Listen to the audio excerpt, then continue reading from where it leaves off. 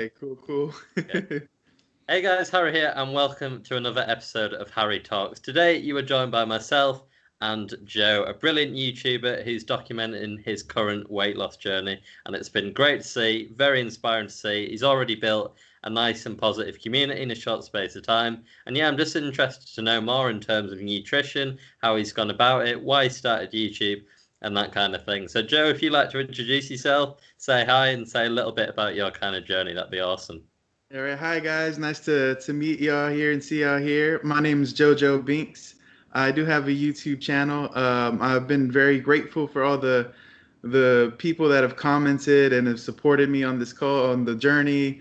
It's been amazing the outcome that I've received. I've been on a journey now for a few months now, and it's been probably the hardest thing I think I've ever had to do.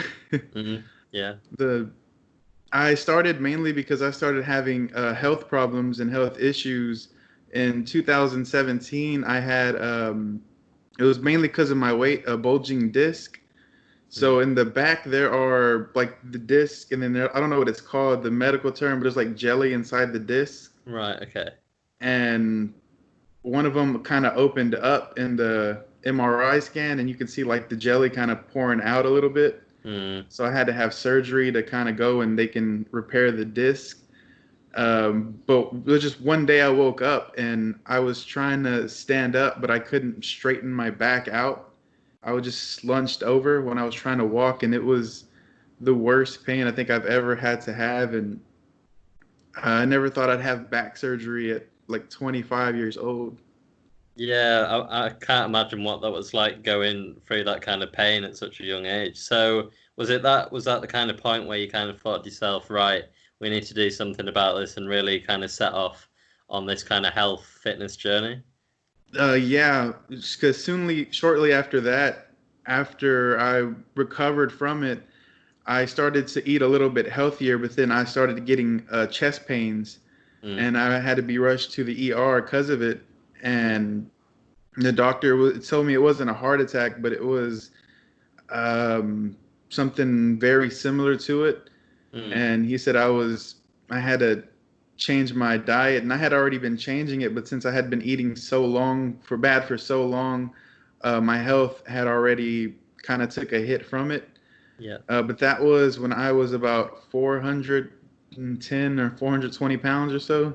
Right. Okay. And now I'm about 340. So I've lost about 90 pounds overall. That's impressive, man. That's already a huge kind of improvement, and obviously you're going in the right direction. So when you were kind of, at your kind of heaviest weight, what was your kind of diet? Like, what did it consist of? What were you eating a lot of the time? Mainly it was having food delivered. It was DoorDash, Uber Eats that we have. I was spending probably $200 or $300 a week on just groceries coming in. Damn, It was it was insane. I didn't I had a good job that was paying good, so I didn't notice the amount of money I was spending until I needed to get some things, a new car. Then I was like, I should have a lot. And then to see that I had just been living paycheck to paycheck, basically, just because I was spending over $700 a month on Uber Eats. Yeah. And it was a lot of fast food. On the weekends, I would go to 2 or 3 different places, and I would just buy plates and eat them all in one sitting. And I just never realized why I was doing it or why I was binge eating. And I would feel so full, and I felt like I just had to feel full. If I didn't feel that stuffed feeling to like being almost sick, I wasn't satisfied. Yeah, so would you say mainly the foods were was it like pizzas, burgers, hot Oh dogs? yeah. Yeah, Pizzas, burgers, Chinese food, all the good Italian, stuff. all the good stuff. Yeah. No, I totally understand. Like it's tricky, isn't it? All the nice foods, they're obviously gonna be high in calories and they taste so good, right? But yeah, obviously you've decided, to kind of make a change in your life and get healthier. But whoever it is, whatever kind of weight you are, it's not a simple thing as just I'm going to wake up the next day and it's going to be completely healthy. So what were kind of the first few kind of moves you made to kind of progress into a more kind of healthy lifestyle, would you say? I started out mainly with stop eating or not eating after 8 p.m. because I figured I did all my munching when I was home alone and it was midnight or so. Yeah. Then after that, I switched to no sodas. Then from no sodas, I went to strictly no fast food. That if I'm going to eat, I have to make what I eat. And if I'm not hungry enough to make some food, then I'm not that hungry at all. Yeah, no, that definitely makes sense. So, do you still treat yourself? Like, will you still have a pizza like every, so often, or are you totally cut like takeaways out for now? What's kind of thinking at the minute? When I started my diet or journey, I was for first 3 weeks or so, I didn't um, treat myself at all because it was still iffy for me because I just felt like it may be a trigger to do more. But now going into seventh weeks, the last couple weeks, I usually on the weekend I treat myself to one meal, but I always fit it into my calories. Okay. Like today, I'm gonna have sushi. Oh, I like It's sushi. Sushi's, yeah. yeah. I've been looking forward to it all week, and it's still a nice treat because I noticed that even though I treat myself here and there, I'm still losing weight. Definitely, definitely, yeah.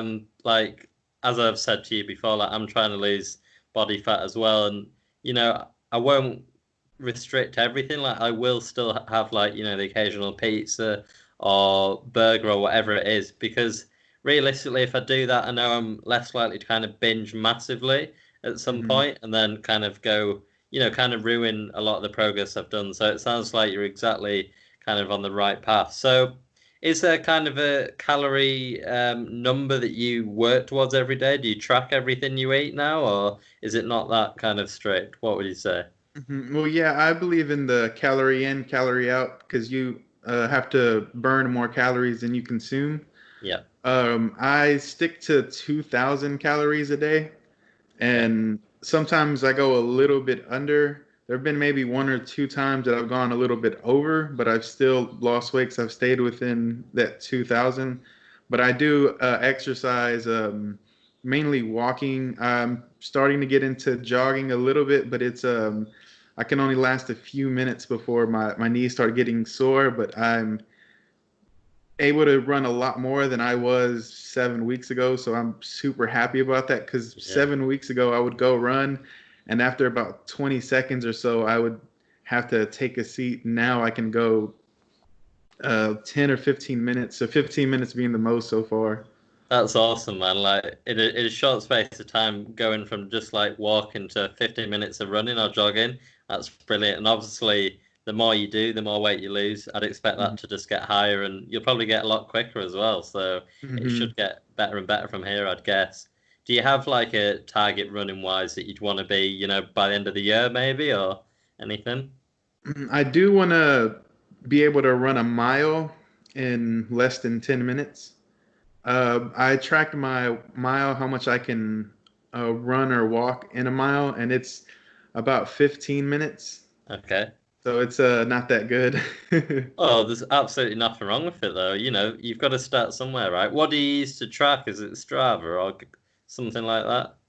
I have it's I don't have it on me right now. It's like a Fitbit, Yeah. and it tracks my. There's like a little mode on it where you can put your settings, and it'll tell you your distance, how many steps you've run, how many calories, the distance, and how much time it took you to do it. Yeah, that's pretty cool. I've got I'm not sure if you heard of Garmin. I use a Garmin watch. Uh-huh. Yeah, same thing really. Shows, how far you've run, calories. Some of the better ones like show you like sleep as well, like how good your sleep is and stuff Hmm. like that. But yeah, I've just got a basic one.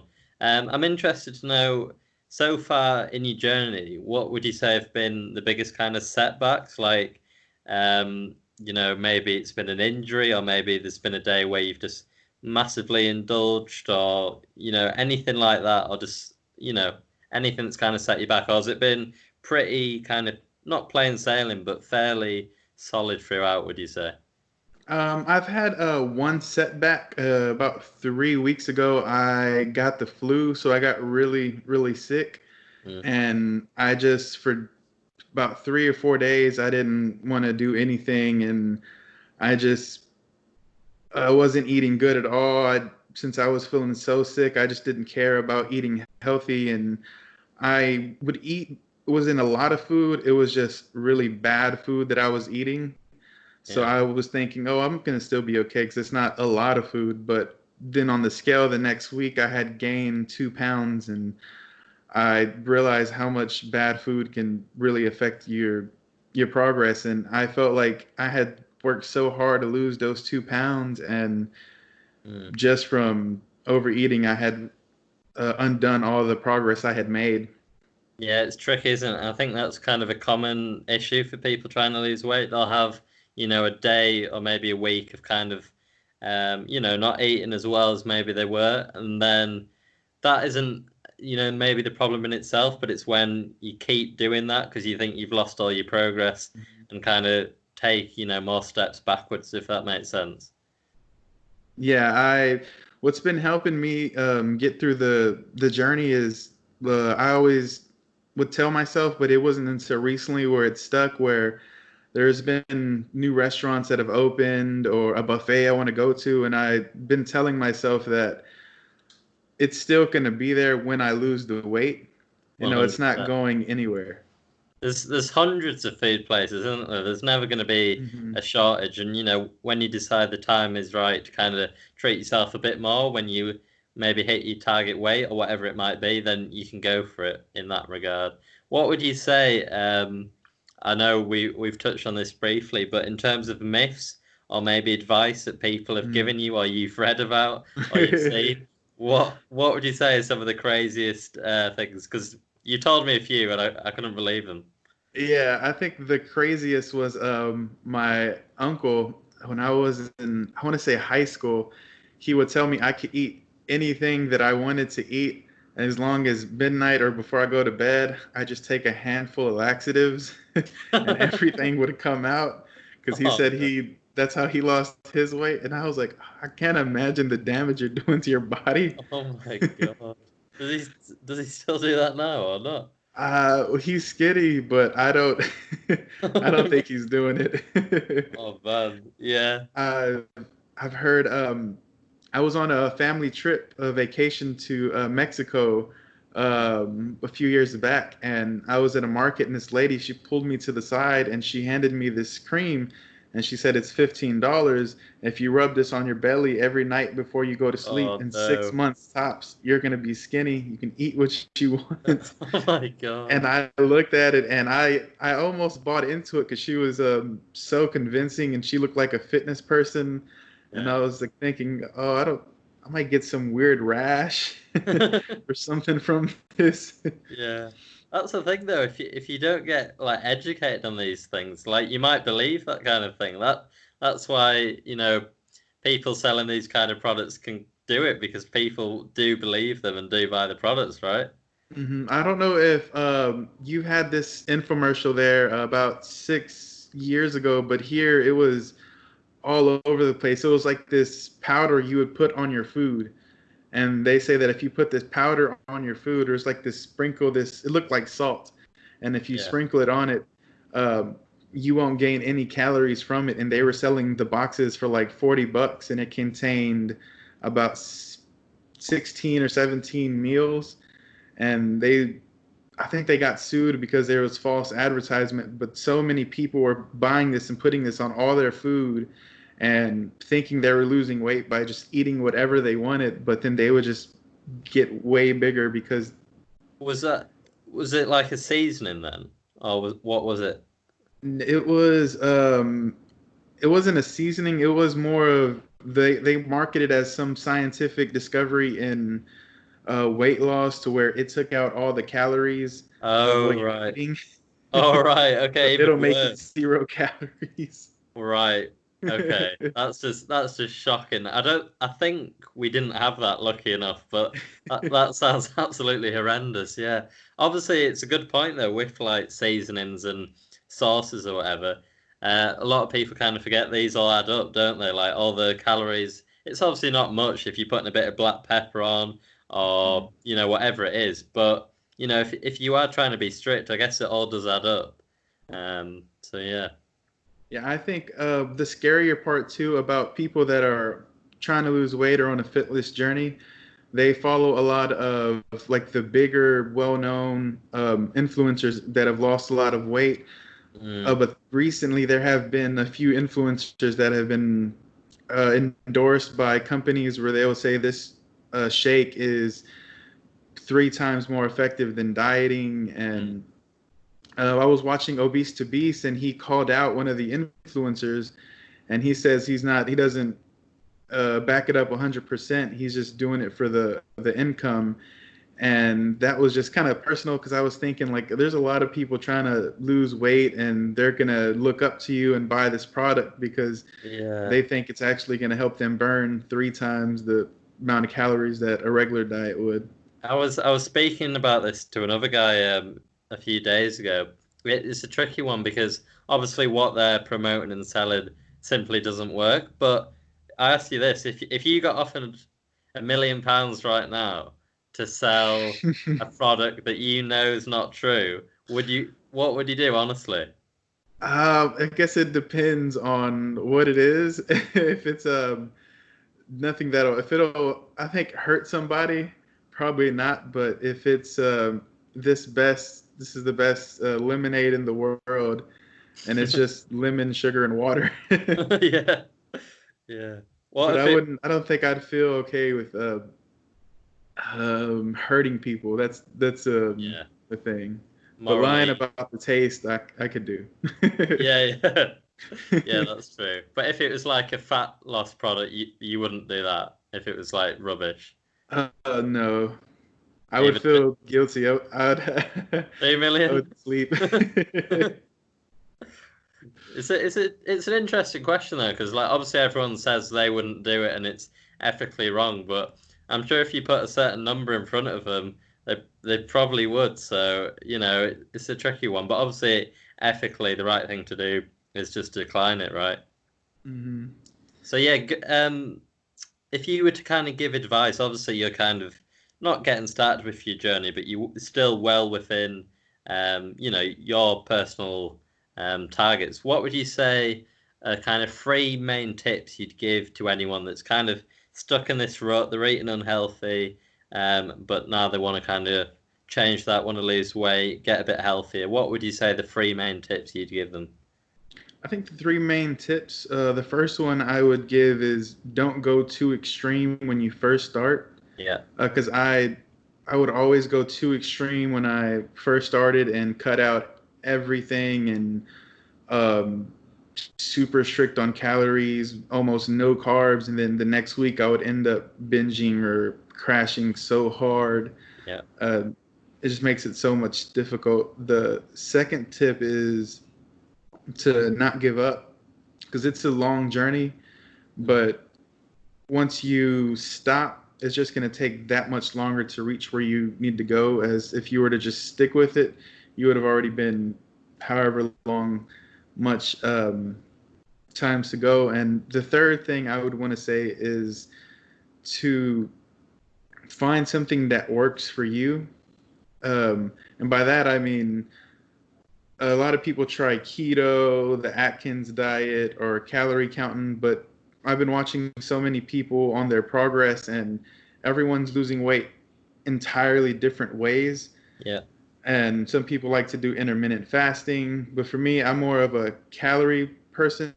I try not to eat as many carbs or sugars, so that's working for me. But there's so many people that are happy on keto.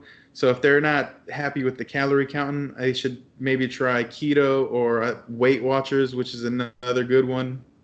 Yeah, no, I totally agree with that. And obviously, a lot of people kind of, as you say, different things work for different people. But no matter what the diet is, as you say, the most important thing really is are the calories you're consuming less than the ones you're expending? Um, because ultimately, if you eat less calories, um, Wait, I need to get this right in my head. If you eat less calories than you need, you are going to lose weight. So, whatever diet you do, if it's keto or whatever, and you're doing that, then it's going to work. But yeah, people need to kind of find what's right for them and go from there. There's no kind of one diet fits all, is there? It's all kind of different. Yeah, I agree. The calorie in, calorie out. I would do.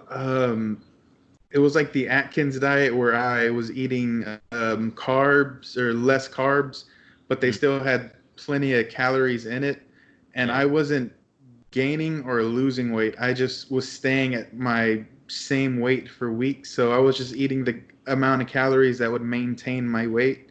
Yeah. And then I was listening to one of your podcasts, and you were or videos. I think it's a podcast, and they were talking. You were talking about how if your maintenance calories are 2,500, if you go down to 200, then you're in a calorie deficit of 500 or 2,000. I 2000. mean, Yeah. Yeah. not 200. Yeah, That's that would be unhealthy extreme. too. Yeah, definitely. But yeah, it's simple, really, isn't it? If you're in a calorie deficit consistently, your body literally kind of has no choice but to lose weight. But obviously, you've got to keep that sensible. Don't overdo it, as you say, and go extreme. I was going to ask you like three kind of mistakes, people in similar positions might make, but I guess you've kind of answered that. Don't be too extreme, or don't dive in like super low calories. But maybe one more mistake that's really common, or two if you've got two. hmm I guess mistakes is a lot of people that are on a journey. What I've noticed is they tend to let negative people get them down. To not be afraid to go to the gym and work out or just anywhere out in public. I used to be one of my biggest fear was working out in public because I would have negative comments, not as much, but it has happened. And in the past, when somebody would tell me something negative, I would just quit my diet and just not want to do it again. And another mistake I see people doing is they tend to rely on the diet sodas during weight loss because water is super important. And I know they're 0 calories, but just drinking way too many of them, it's still not that good for you. Because I know Diet Coke has been linked to like cancer, and it's just not that good. Yeah, it's an interesting one, diet soda. Recently, actually, I've had kind of. I'm not really a big fizzy drinker anymore. Like I used to have quite a lot of fizzy drinks, but now, just recently, I've started having a bit more diet cola. Obviously, because it is 0 calories, as you say, and I know it's not healthy, like in terms of like vitamins and minerals, that kind of thing. And yeah, as you say, there are some links to kind of health problems like cancer or whatever. But if you listen to some kind of specialists in nutrition or actual scientists, most of them will say yes, if you have an excessive amount, there is a chance of this. But if you're having just kind of one a day or a few a week, it's probably not going to be that damaging to your health. So yeah, it's if you want to have a bit of a kind of sweet feeling for 0 calories, I personally think there's nothing too wrong with the diet pot, but I totally understand your point. What was your first mistake again? I was going to say something about that. The Oh, the first mistake, negativity. yeah. Yeah. That's why it's brilliant to see like your community on YouTube. Like everyone's kind of supporting you, being positive. But yeah, ultimately there are people out there that are going to be negative, especially on. I find Twitter is super negative for some reason. But yeah, YouTube, Instagram tends to be pretty positive. But yeah, don't let one person or even more get you down. As long as you know what you're doing, and you've got the right people around you, there's no reason why you can't get to where you want to be. But yeah, just quickly to finish with, Joe, do you have like a quote you kind of live by, like anything you kind of use all the time in your head? I can't remember who's the guy that said it, but it's like a Japanese monk, and it goes somewhere along. I don't remember exactly for it what it means, but He says, "Don't waste your time doing things that have no benefit." 100%. Yes, I completely agree with that. I used to do things that just basically pointless, like no enjoyment, but you just do it because it's kind of socially normal. But now I've kind of cut that out, so I couldn't agree more with that. But yeah, Joe, if you just like to quickly link your YouTube and Instagram, that'd be awesome, so people can check you out. My Instagram is at the JoeJoeBinx, and on YouTube, you can also find me at It's Just JoeJoeBinx on YouTube. Perfect, perfect. And thank you again, Joe, for joining me. It's been Oh, brilliant. no problem. It's been a pleasure an honor to be here. Oh, thanks, man. Thanks, man. But yeah, thanks for joining me. And anyone that's watched, thank you as well. Make sure you check out Joe's channel and his Instagram, as he's just said. That would be awesome. But until next time, thank you for watching, and I will see you again.